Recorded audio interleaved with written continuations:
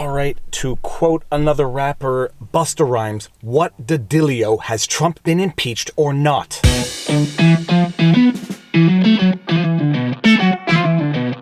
It's another car vlog today, and it's going to be a little quieter because I've got somebody sleeping in the back and I'm going to make use of this time. The other day I did a video breaking down and explaining in terms that anyone could understand the actual articles of impeachment that were approved against Donald Trump. The news that was breaking the day I made that vlog was that Nancy Pelosi was apparently holding off submitting the articles of impeachment to the Senate for trial. Pundits were pundifying, pontificators were pontificating. Why would Nancy Pelosi be withholding the articles of impeachment from the Senate for a trial? But at the same time, Noah Feldman, and you'll recall that Noah Feldman was one of 3 constitutional scholars to testify before Congress. Because the President of the United States works for the people.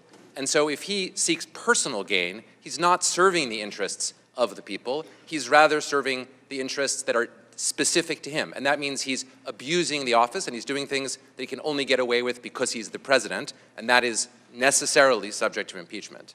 Alongside Pamela Karlan and Jonathan Turley. The Constitution says there can be no titles of nobility. So while the president can name his son Baron, he can't make him a baron. Trumbull said the following.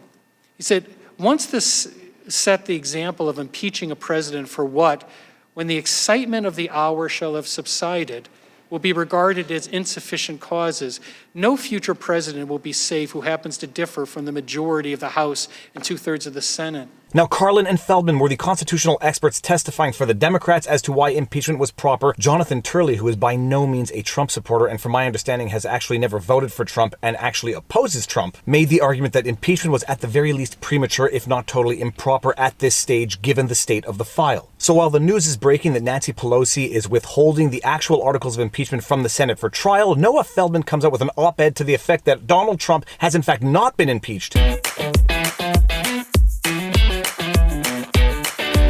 until such time as Nancy Pelosi and the House submits the actual articles of impeachment to the Senate. No, please, I need 10 more minutes. I want a dough, Daddy. I'll have to carry this on inside. Be right back. And then Jonathan Turley, the 3rd of the constitutional scholars, comes out with a response to Noah Feldman to the effect that no, Trump has in fact been impeached, and he argues why.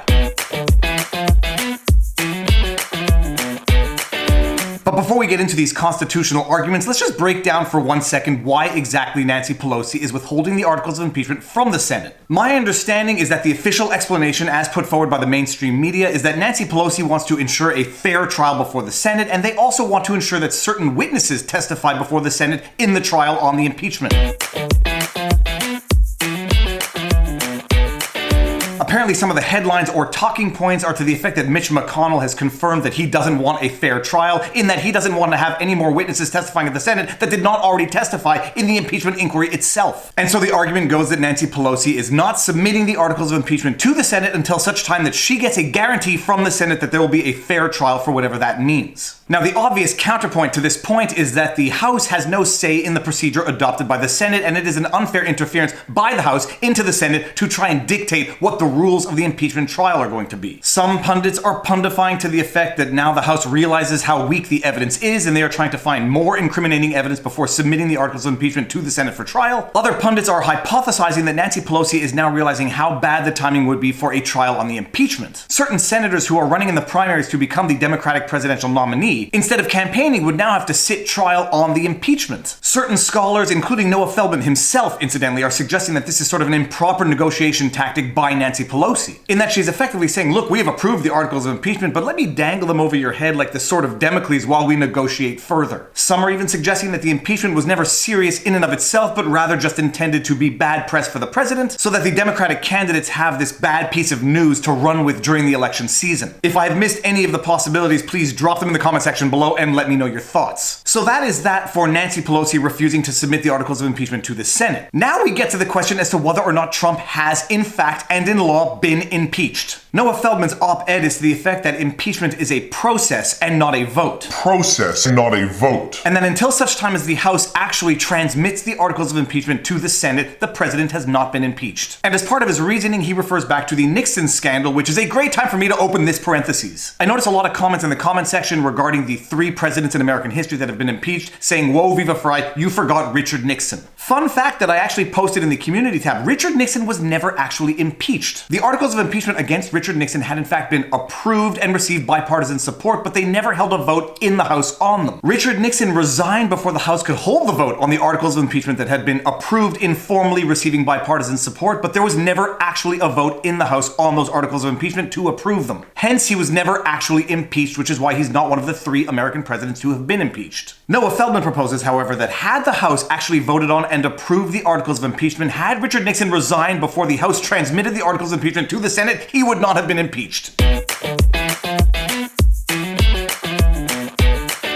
Something about this entire thought process reeks of circular reasoning, but let's get into Jonathan Turley's response to Noah Feldman. Since his testimony before the House, which I found really compelling, I have started following Jonathan Turley on Twitter. And I've been following his blog, in which he posted a response to Noah Feldman to the effect that no, Trump has in fact been impeached. I'm going to post a link to that blog piece in the pinned comment below, but I'm just going to read a few paragraphs from it. Turley then cites the relevant provisions of the Constitution, the first of which is Article 1, Section 2, to the effect that the House has the sole power of impeachment. Article 1, Section 3 is to the effect that the Senate shall have the sole power to try the impeachments. And then Jonathan Turley goes on to conclude as follows. Under these provisions, President Donald J. Trump was impeached on December 19th at 8:09 p.m. Article 1, Section 2 says that the House shall have the sole power of impeachment. It says nothing about a requirement of referral to complete the act. Section 3 gives the sole power to try all impeachments to the Senate. For such a trial to occur, the Senate is officially informed of the articles of impeachment by the House. One can argue that without such a referral, the Senate would not take up the impeachment. Indeed, as I stated in my testimony, English precedent includes the power of the House of Lords not to take up impeachments. The majority of impeachments were not taken up by the House of Lords because they were viewed as raw political exercises. That is not our tradition. Turley then goes on to argue that if the House refuses to submit the articles of impeachment to the Senate, those articles of impeachment will die with that Congress. So even if the Senate never tries the impeachment, the president has nonetheless been impeached as of the time the House approved the articles of impeachment. In order to be impeached, there is no requirement that the House submit the physical articles of impeachment to the Senate for trial.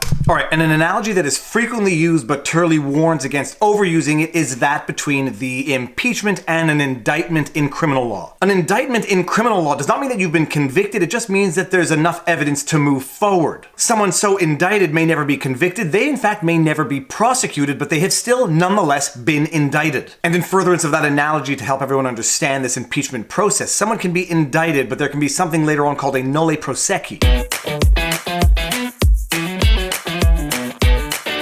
which basically means the decisions of the prosecutors not to move forward with a trial notwithstanding the indictment. And again, it is not a perfect analogy, it is just a pretty good analogy to help people understand the impeachment process. The president can be impeached and there can never be a trial on the impeachment, but he was nonetheless impeached. And we'll get into this a little bit later in this very vlog, but the Senate can actually decide not to proceed on a trial on the actual impeachment, but the president has nonetheless been impeached, and I tend to side with Turley over Feldman. Let's get back to the video. There were questions in the comment section on previous videos as to whether or not there's a way for the Senate to summarily dismiss of these articles of impeachment. Now, I've done a little reading on this, but I am by no means a constitutional scholar. I am merely a Canadian lawyer who is fixated on this entire impeachment process. But from what I understand, once and or if the articles of impeachment ever arrive at the Senate, they have to pass a motion to proceed in order to have a trial on the articles of impeachment. And apparently the motion to proceed is a simple majority, meaning it only requires...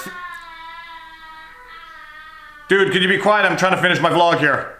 And apparently a motion to proceed need only a simple majority of 51 senators of the 100 sitting in the Senate. And so according to some scholars, it is possible that the motion to proceed on the trial on the articles of impeachment itself fail by not getting the required 51 votes if it is deemed to be sufficiently frivolous. Failing that, if the motion to proceed on the articles of impeachment in fact passes and there is in fact a trial, it will require a 2/3 vote in order to convict on those articles of impeachment. Something that, according to what appears to be universal and bipartisan sentiment, is extremely unlikely to occur. So that is, in fact, the lay of the land as to whether or not Donald Trump has, in fact and in law, actually been impeached. Full disclosure, I found Jonathan Turley's testimony during the hearings more compelling and logical than that of Noah Feldman, so I'm inclined to believe his opinion now. That being said, I think this entire debate is purely academic with no real-world consequences other than how the headlines should be framed. As far as I am concerned, in my humble opinion, Donald Trump has, in fact, been impeached in accordance with any traditional, historical, or actual definitions of the term impeached. What procedure will be followed to get these articles of impeachment to the Senate for an actual trial, we will see. The world of politics and law is immensely interesting. And this entire vlog series has allowed me to deep dive into the American legal system, which is something that I never thought I would ever have an interest in doing until I started doing vlogs.